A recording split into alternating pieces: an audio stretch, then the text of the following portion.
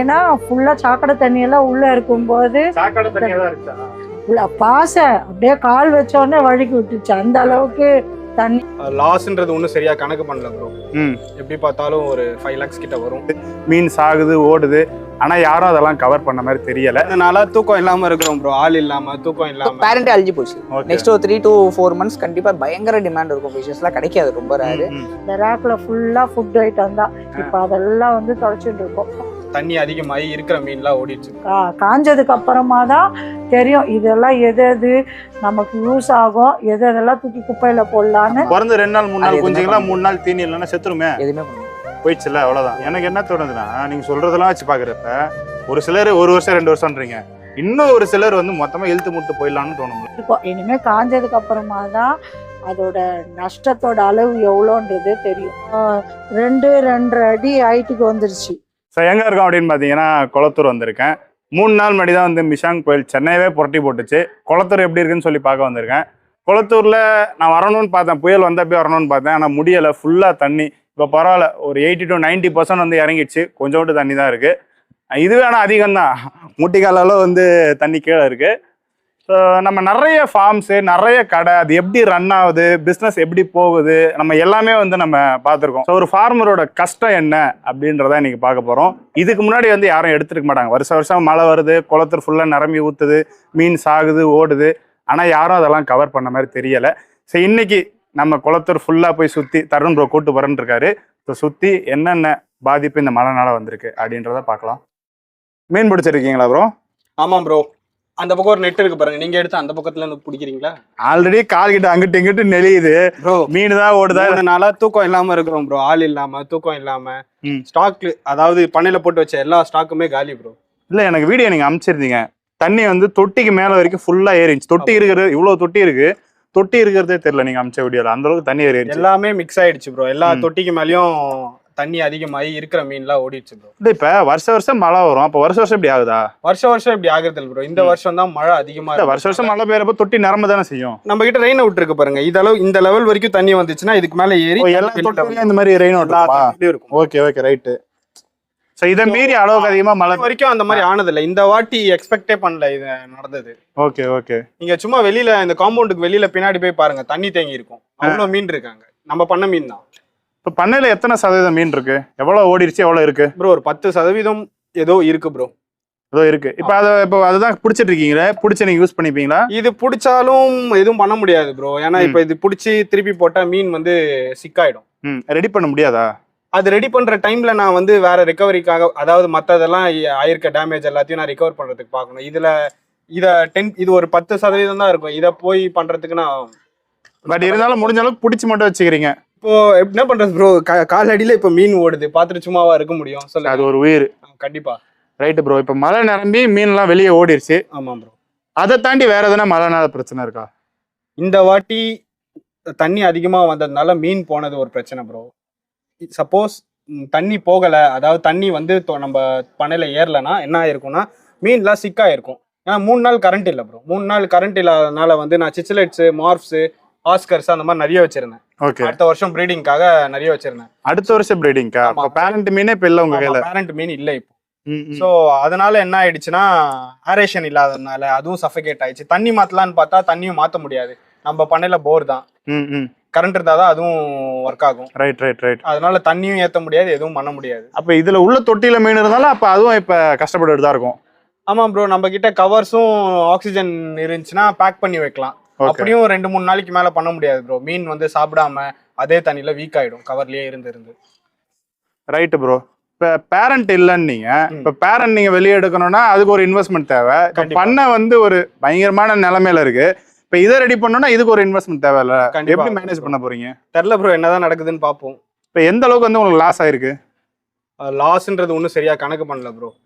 எப்படி பார்த்தாலும் ஒரு 5 lakhs கிட்ட வரும். அந்த அளவுக்கு லாஸ் ஆயிருக்கா? கண்டிப்பா. இப்ப மீன் வந்து எத்தனை மீன் உங்க பண்ணையில இருந்துச்சு ப்ரோ? இப்போ ஸ்டாக்னு பாத்தீங்கன்னா இந்த சைஸ் தொட்டில வந்து ஃபீடிங் மாலின்னு இருந்தா ஒரு 10,000 மாலி இருக்கும். ஓகே. பெரிய சைஸ் மாலினா ஒரு 5,000 மாலி இருக்கும். சின்ன சைஸ் கோல்னா ஒரு 10,000 இருக்கும். இல்ல, ஒரு தொட்டிக்கு சொல்றீங்க, அப்படி இங்க தொட்டி பார்த்தாலே இருக்கும் போல இருக்கு, ஒரு 30 தொட்டி 40 தொட்டி இருக்கும் போல இருக்கு. மேலேயே இருக்கு ப்ரோ. ஓகே. ஸோ எப்படி மேனேஜ் பண்ண போறீங்க? அடுத்து இப்படிதான் எதனா யோசிச்சு வச்சிருக்கீங்களா? இப்போதைக்கு பிளாங்கா இருக்கிறோம் ப்ரோ. எதுவும் எந்த யோசனையும் வரல. என்ன பண்றது இருக்கிறத தோணிங்க அங்கங்க ஓடி போனதை பிடிக்கிறீங்க. அது யூஸ் கிடையாது ப்ரோ. யூஸ் இல்ல. அது பிடிச்சும் ஒன்றும் பண்ண முடியாது ப்ரோ. சரி ப்ரோ, ரைட். இப்போ தண்ணி அந்த செவர் வரைக்கும் ஏறிடுச்சுன்னு நீங்க. ஆமா. அது எப்படி இறக்குறதுக்கு யாராவது ஹெல்ப் பண்ணாங்களா இல்லை நீங்க எதனா பண்ணீங்க? இல்ல ப்ரோ, வெளியில பக்கத்துல தண்ணி குறைஞ்ச உடனே, மழை குறைஞ்ச உடனே அதுவே குறைஞ்சிருச்சு. அதுவே இறங்கிருச்சு. ஹெல்ப்லாம் வந்து எதுவுமே பண்ணல ப்ரோ. எல்லாருமே மாட்டிக்கிட்டு முழிச்சிட்டு இருக்காங்க ப்ரோ. இப்போ ஒர்க்கர்ஸ் இருக்காங்கன்னு வச்சுக்கோங்களேன், அவங்க வீட்லயும் தண்ணி, அவங்க ஃபேமிலி பார்ப்பாங்களா? இல்லை நீங்க ஆனா அடுத்து பண்ணணும் அப்படின்னா நீங்க பேரண்ட் வெளியே இருந்து எடுக்கணும். ஆமாம் ப்ரோ, வெளியில இருந்து எடுக்கணும். பட் வெளியிலயும் பேரண்ட் இருக்காது ப்ரோ. ஏன்னா இந்த ஃபார்ம் மாதிரியே நிறைய ஃபார்ம் இப்படிதான் ப்ரோ ஆயிருக்கு. இதை விட சின்ன சின்ன ஃபார்ம் வெளியில பேரண்டே இருக்காதுன்றீங்க. அப்ப என்ன பண்றது தெரியாம முழிச்சிட்டு இருக்கீங்க. இதுமே பண்ணா இம்போர்ட் தான் ப்ரோ பண்ணணும். ஓகே, பெரிய இன்வெஸ்ட்மென்ட் தேவைப்படுறதுக்கு நம்ம இம்போர்ட் தான் பண்ணிக்கணும். ஓகே ஓகே, ரைட் பிரதர், ரொம்ப நன்றி. புஷ்டியா டாடா ப்ரோ. பிடிக்கிற மீன் நாங்க எடுத்துக்கலாம்ல?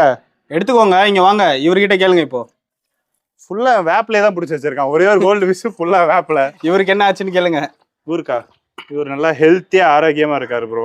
ஆமா ப்ரோ, பாக்க ஆமா, நீங்களும் என்ன காட்டுங்க. ட்ரேட் தானே, மைக் எடுங்க, பிடிங்க. விவசாயி ப்ரோ.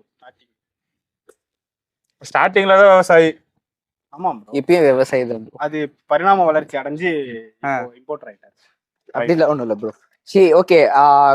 சப்ஜெக்ட்னா என்ன, இதுவரை எல்லாம் பார்த்தது வந்து ஃபிஷ் பிஸ்னஸ் வந்து எப்படி பண்ணுறாங்க, ஷாப்பில் யாரெல்லாம் என்ன விற்கிறாங்க, என்ன ப்ரைஸஸ், எப்படி இவங்க பெஸ்ட்டு ஷாப், அவங்க பெஸ்ட்டு ஷாப்பு, இந்த வெரைட்டிஸ் எங்கிட்ட இருக்கும், இதெல்லாம் தான் நம்ம பார்த்துருப்போம்.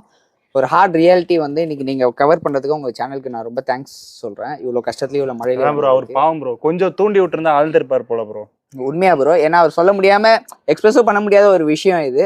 என்னை பொறுத்தவரை நான் வந்து என் ஃபார்ம்ல ஒரு 70-80% சேஃப். ஏன்னா அந்த புயல்ல கூட வந்து நான் பேட்டரி மோட்டர்லாம் வாங்கி போட்டு இன்வெர்டர் வச்சு, இன்வெர்டரும் காலியே இதெல்லாம் பண்ணேன்.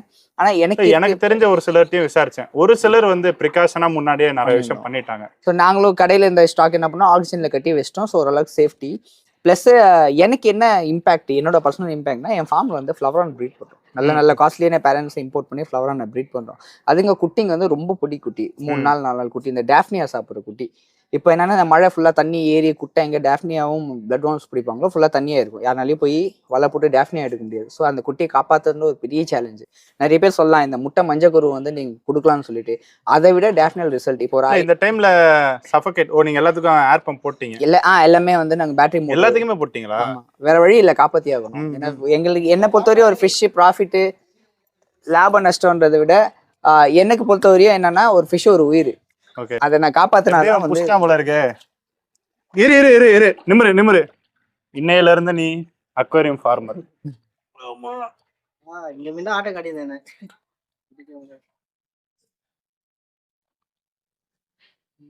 ஓகே. இப்போ டேஃப்னியாவும் வந்து எனக்கு பிளட் வார்ம்ஸும் கிடைக்காதுன்னும் போது என்னால் அந்த குட்டி எப்படி காப்பாற்றுறது வந்து யோசிக்கணும். ஸோ இந்த முட்டை மஞ்சள் கரு கொடுக்கலாம், ஆர்டிமியா பிரைன் ஷிப் இதெல்லாம் கொடுக்கலாம். பட் ரிசல்ட் வந்து ஜாஸ்தி இருக்காது. இப்போ 1000 குட்டி போஞ்சுன்னா எனக்கு 950 or 980 குட்டி வந்து டேஃப்னியா பிளட் வார்ம்ஸ் நைஸ் வார்ம்ஸ் இருக்கிறதுனால வரும். இப்போ இன்னிலேருந்து இன்னொரு 10-15 நாள் அந்த குட்டையில வாட்டர் லெவலில் இறங்குற வரையும் எங்களுக்கு இந்த லைவ் மெட்டீரியல் கிடைக்காது. இப்போ குட்டிங்க எல்லாமே செத்து போச்சா? சாகலை, முடிஞ்செல்லாம் காப்பாத்திட்டு இருக்கோம். அதை பாதி தான். நீங்க சொல்றது ஓரளவுக்கு பெரிய குஞ்சுங்கன்னா ஓகே. பிறந்து 2 நாள் 3 நாள் குஞ்சுங்களா, 3 நாள் தீனி இல்லைன்னா செத்துருமே. எதுவுமே பண்ண போயிடுச்சுல்ல, அவ்வளவுதான். அது காலி. பிளஸ் இப்போ நம்ம வில் கம் டு பேசிக் இது. இப்போ இந்த மாதிரி ஒரு ஃபார்மை நம்ம பார்த்துருக்கோம். இந்த ஃபார்ம்ல என்னன்னா, வாட்டர் ஃபுல்லா ஏறி தண்ணி வந்து இறங்கி மீன்லாம் ஓடி போச்சு. இது வந்து என்னன்னா, மீன் எவ்வளோதான் கஷ்டப்பட்டு பிடிச்சாலும் திரும்பி டேங்க்ல போகும்போது அந்த கண்டிஷன் இருக்காது. ப்ளஸ் டேங்க்ல இருக்க வாட்டர் பார்த்தீங்கன்னா ஃபுல்லாக மழை தண்ணினால இந்த வாட்டர் ட்ரெயின் வாட்டர்ல கீழே வரும். வரும்போது என்னன்னா, பழைய வாட்டர்ல வெளியே வந்து ஃபுல்லா ஃப்ரெஷ் வாட்டர் ஆயிடும். நிறைய பேர் வந்து அக்வேரியம்ல என்ன பண்ணுவோம், டேங்க் வாஷ் பண்ணி ஃபுல்லா க்ளீன் பண்ணி புது தண்ணி ஊற்றினா டக்குன்னு மீன் விட்டா செத்து போயிடும்.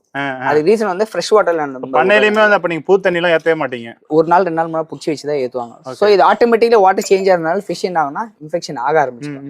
இன்ஃபெக்ஷன் ஆகி கொஞ்சம் கொஞ்சமா சாக ஆரம்பிக்கும். இதனால இது மட்டும் இல்லாம இந்த மாதிரி ஃபார்ம் டைப்ல இருக்கவங்க நிறைய பேர் வந்து ப்ரீட் பண்ணுவாங்க. பேரண்ட் ஸ்டாக் எடுத்து வச்சிருக்காங்க. இந்த பேரண்ட் ஸ்டாக் எல்லாம் மழையில ஆல்மோஸ்ட் அடிச்சு போயிடுச்சு. பண்ணையில எல்லா பேரண்ட்டும் காலி. சோ இப்போ என்ன ப்ராப்ளம்னா, வேற யார்கிட்டயுமே பேரண்ட் இருக்காது. இந்த பேரண்ட்டை ரெடி பண்றதுக்கு இப்போ ரெகுலர் இன்னைக்கு ஸ்டாக் வருதுன்னா அடுத்த வருஷம் ப்ரீட் பண்ணா நான் இப்போ எடுத்து வச்சு அதை வளர்த்து செப்பரேட் பண்ணி குவாலிட்டி வைஸ் பிரிச்சு வச்சா மட்டும்தான் என்னால நெக்ஸ்ட் இயர் சைஸ் பண்ணோம், அதுல குவாலிட்டி தரம் பிரிச்சு நல்ல தரத்துல பேரண்ட்டுக்கு எடுக்கணும். ஆமா, அது வந்து ப்ரீட் பண்ணி அதை எடுத்து போய் நான் பாண்ட்ல விட்டு பாண்ட்ல வளர்ந்து திரும்பி எடுத்துட்டு வரும்போது தான் இந்த மாதிரி ஃபார்ம் வரும். இதுவே ஒரு பெரிய ப்ராசஸ். அந்த ப்ராசஸ்லயே இங்கேயே முடிஞ்சிருச்சா? ஸோ பேரண்டே அழிஞ்சு போச்சு. நெக்ஸ்ட் ஒரு 3 to 4 months கண்டிப்பா பயங்கர டிமாண்ட் இருக்கும். ஃபிஷஸ்லாம் கிடைக்காது, ரொம்ப ரேரு. இது மட்டும் இல்லாம இன்னொரு விஷயம், பாண்ட் எல்லாம் வந்து கும்மிடி பூண்டி இந்த பக்கம் எல்லாம் வச்சிருக்காங்க. அந்த பாண்ட் எல்லாமே நிரம்பி வளர்ந்துச்சு. இந்த மண் எர்த் பாண்ட் சொல்லுவாங்க. அந்த பாண்ட்ல தான் ஃபுல்லா குட்டி மீன் எல்லாமே இருந்துச்சு. ஃபுல்லா நிறைஞ்சி வெளியே வந்து இந்த இதே மாதிரி தான் அதுலயும் ரெயின் வாட்டர் சிஸ்டம் இருக்கும். அந்த ரெயின் வாட்டர் சிஸ்டமே தாண்டி ஃபுல்லா தண்ணி வந்ததுனால எல்லா மீன் சுத்தி பக்கத்துல இருக்க வீட்டுக்குலாம் மீன் போயிருக்கும் போல இருக்கு. இப்ப எல்லா இடத்துலயுமே மீன் போயிருக்கும், கலர் மீன். ஸோ இதனால மார்க்கெட்டுக்கு ரெகுலரா வர சப்ளைன்ற ஒன்று ஃபர்ஸ்ட் பேரண்டே போச்சு. ஆல்ரெடி விற்பனைக்கு ரெடியா வச்சிருந்த பாண்ட்ல ஃபிஷ் அதுவும் போச்சு. இந்த மாதிரி தொட்டியில வச்சிருந்தா இதுவும் போச்சு. ஸோ இந்த ஃபீல்ட்ல வந்து இது பயங்கர லாஸ். அடுத்த 2-3 மாசத்துக்கு இப்ப மீன் கிடைக்காது, இந்தியன் மீன் கிடைக்காது. இந்தியன் மீன் கிடைக்கிறது ரொம்ப ரொம்ப கஷ்டம். இன்னொரு விஷயம்னா இம்போர்ட்ஸ். இப்போ நான் இம்போர்ட் பண்றேன், நானே வந்து ஷிப்மெண்ட்ஸ் ரெகுலரா பண்ண மாட்டேன். ஏன்னா flights delay, festival season. Okay, ஃபிஷ்ஷை காப்பாத்துறதே வந்து பெரிய விஷயம். இந்த டைம்ல நான் பல லட்சம் வந்து கடன் வாங்கி பண்றனோ இல்ல வச்சு பண்றனோ, நான் ரிஸ்க் கண்டிப்பா அதை எடுக்க மாட்டேன். ஏன்னா அடிபட்டா திரும்பி அது மீன் வந்து வருஷக்கணக்காகும். இந்த கிளைமேட்டுக்கு ரொம்ப நாள் ஹோல்டும் பண்றதுன்றது கஷ்டம். மெயின்டெனன்ஸ், எலக்ட்ரிசிட்டி இதெல்லாம் இருக்கு. இப்போ எலக்ட்ரிசிட்டி 3 நாள் கட் ஆச்சு. அதனால நிறைய கஷ்டங்கள் எல்லாருக்குமே இருக்கும். ஸோ இந்த ஃபீல்டே மொத்தமாக இது புரட்டி போட்ட ஒரு விஷயம். நெக்ஸ்ட் ஒரு 3 to 6 months ஆகும் இது ரெக்கவர் ஆகிறதுக்கே. ரெக்கவர் ஆகுதுன்னா 0 வரதுக்கு, ப்ராஃபிட் பண்ணுறதுக்கு இல்லை. ஒரு சில பேருக்கு 1 வருஷம் 2 வருஷம் கூட ஆகலாம். இப்போ இந்த தண்ணியில ட்ரெயின் ஆனதுக்கப்புறம் செவர்ல கிராக்ஸ்லாம் வரும். எனக்கு என்ன தோணுதுன்னா, நீங்க சொல்றதெல்லாம் வச்சு பாக்குறப்ப ஒரு சிலர் 1 வருஷம் 2 வருஷம்ன்றீங்க, இன்னும் ஒரு சிலர் வந்து மொத்தமா இழுத்து முட்டு போயிடலாம்னு தோணும்ல. இப்போ எனக்கு தெரிஞ்ச ஒரு பர்சனல் பேர் சொல்ல விரும்பல, பர்சனலா ஒரு 100-150 பாண்ட் வச்சிருக்காரு. ஓகே, ஒரு சிங்கிள் ஆளு. அவரோட இன்வெஸ்ட்மெண்ட் வந்து பல கோடி, உள்ள இருக்க ஸ்டாக்கும் பல கோடி. இப்போ மொத்தமாவே தண்ணி மிதக்கி எல்லாமே வெளியே போயிடுச்சு. நாளைக்கு அவர் அந்த பாண்ட்ல இருந்தாலும் ஃபிஷ்ஷே இருக்காது. அப்போ அவ்வளோ இன்வெஸ்ட்மெண்ட், பல கோடிக்கு வியாபாரம் பண்ற ஆளு, பல லட்சத்துக்கு வியாபாரம் பண்ற ஆளு, அவரோட ஸ்டாஃப் எத்தனை பேர் இருப்பாங்க, அந்த ஸ்டாஃபுக்கு மாச சம்பளம் என்ன ஆச்சு, இந்த குட்டிக்கு காசு கொடுத்து வாங்கியிருப்பா அது என்ன ஆச்சு, இதை வளர்ந்து வைக்கணும்னு நினைச்சு தானே வந்து நம்ம அதை குட்டி வாங்கி பண்றது. இப்போ எல்லாமே போயிடுச்சுன்னு போது அவர் எந்த ஒரு நிலைமையில இருப்பார், அவர் ரெக்கவர் ஆக எத்தனை மாசம் எத்தனை வருஷம் ஆகுன்றது யோசிச்சு பாருங்க. இதுவரையும் ப்ராஃபிட்ஸை பார்த்துருக்கோம், ஆனால் இந்த மாதிரி லாஸ்ல நிறைய நடக்கும். மழையில மோஸ்ட்லி வந்து இந்த ஃபீல்டு பாதிக்கப்படும். ஏன்னா 2015 என்ன ஆச்சு அப்பனா? அப்போ நான் வந்து தாய்லாந்துல இருந்தேன். 27 November 2015 நான் தாய்லாந்துல இருக்கேன். எனக்கு மழைன்னு சொன்னாங்க, எனக்கு பெருசா ஒன்றும் தெரியாது. 2015 ஆமா, இனிஷியல் ஸ்டேஜ்னு சொன்னது ஹாஃப் ஸ்டேஜ். நான் December 2 வந்து அப்படியே ஜாலியா மீனோட ஃபிளைட்ல வந்து இறங்குறேன். ஓகே, அது வந்து கடன் வாங்கி இங்கேயும் டிமாண்ட் இருந்திருக்கும். செமையா இருந்திருக்குமே உங்களுக்கு? செமையா இருந்தது. வந்து அப்படியே போறேன், எங்க ஃபார்ம் கிட்ட பாத்தீங்கன்னா ஃபுல்லா தண்ணி, சரி சரி, ஆக்சிஜன் இல்லை. அங்க 10 நாள் எலக்ட்ரிசிட்டி கட்டு. ஸோ மீன் எடுத்து எல்லா மீனையும் வந்து எப்படி பாக்ஸா எடுத்துட்டு வந்தோ அதே மாதிரி பாக்ஸா வாரி போட்டு. அந்த டைம்ல நான் சின்ன பையன், அப்ப 15 வயசு எனக்கு. ஒரு வாரம் கரண்ட் இல்ல. அங்க வந்து பயங்கர லாஸ் ஆச்சு. அதுவும் இம்போர்ட்டும் எனக்கு லாஸ், லோக்கல் இந்த பண்ணக்காரங்களும் ரொம்ப கஷ்டப்பட்டாங்க. இதெல்லாம் பார்த்து இந்த வாட்டி நான் கொஞ்சம் ப்ரிகாஷன் இருந்தேன், கொஞ்சம் பழச்சிக்கிட்டேன். நாட் ஃபுல்லா, பட் இதெல்லாம் இருந்துச்சு.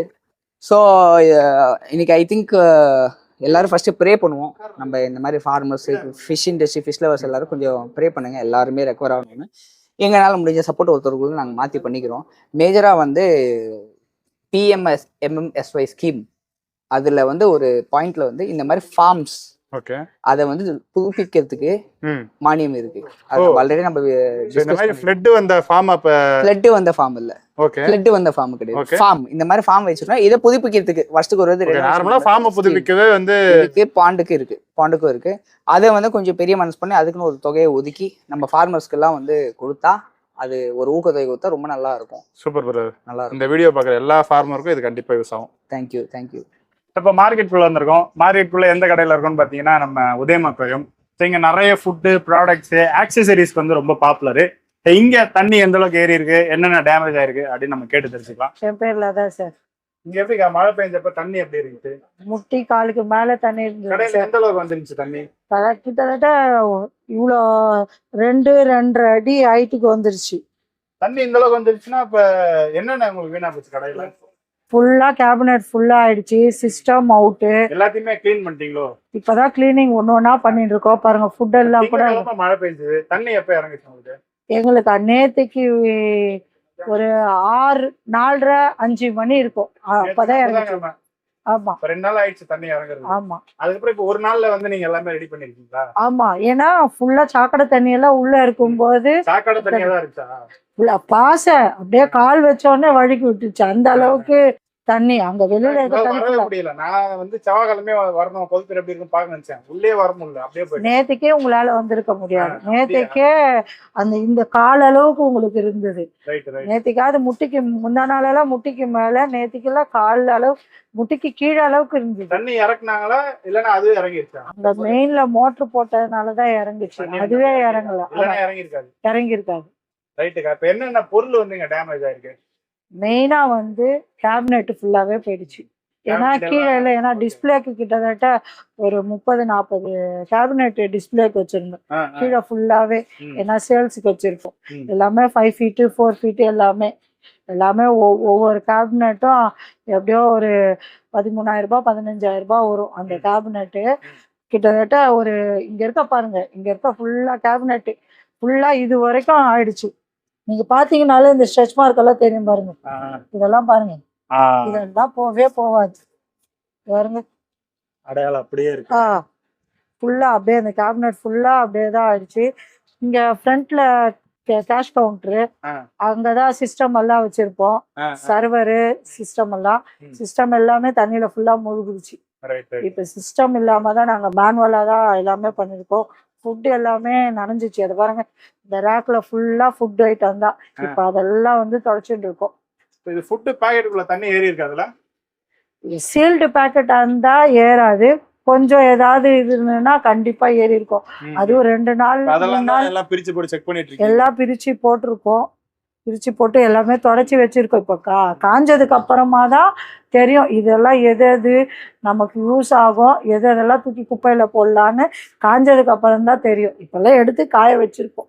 இப்ப நீங்க இருக்கிறதுல பெரிய டேமேஜ் வந்து டேங்கோட கேபினெட் தான் சொன்னீங்க. அதுக்கப்புறம் இப்போ ஃபுட் எல்லாம் சொல்றீங்க. இன்னொன்று மெயினானது அக்சசரிஸ் தான். இந்த மோட்ரு ஃபில்ட்ரு அதெல்லாம் வந்து நாங்கள் குடோன்ல தான் வச்சிருந்தோம். அது வந்து அப்படியே பாக்ஸோட உள்ள தள்ளி வந்ததுனால கீழே அப்படியே பாக்ஸாவே போயிடுச்சு. அந்த இதெல்லாம் அங்கதான் குடோன்ல வச்சிருந்தோம், அங்கதான் போயிடுச்சு ஃபுல்லாவே. பாக்ஸ் ஆனா இப்போ மோட்டர்லாம் குத்து மதிப்பா எத்தனை பீஸ் வேஸ்டா போயிருக்கும்? இப்போ ஒரு பாக்ஸ்ல வந்துட்டு எப்படியோ ஒரு 100 பீஸ் இருக்கும். இப்போ நீங்க இந்த முட்டிக்கால் அளவு தண்ணி வந்ததுன்னா எப்படியா இருந்தாலும் 3/4 பாக்ஸ் போயிருக்கும். அப்படியே ஒரு சரௌண்டிங் ஆச்சு. ஒரு பாக்ஸ்ல மினிமம் ஒரு 40-50 பீஸ் வச்சிங்கன்னா கூட கிட்டத்தட்ட ஒரு 50 பாக்ஸ் கிட்ட அங்க இருக்குது. 50 பாக்ஸ் எல்லாமே சொல்லலாம். தண்ணியில இப்போ ஆமா ஆமா. ஏன்னா அது மோட்டர்ன்றப்ப எலக்ட்ரானிக் பொருள்ன்றப்ப இப்போ எப்படி நீங்க செக் பண்ணி அது வேலை செய்தான்னு பார்ப்போம். அதாவது மோட்டருன்னா ஏர் மோட்டருன்னா வெளியில வைக்கிற மோட்டர்லாம் தண்ணியில மூழ்கிச்சுன்னா யூஸ் ஆகாது, அதெல்லாம் வேஸ்ட் கண்டம்.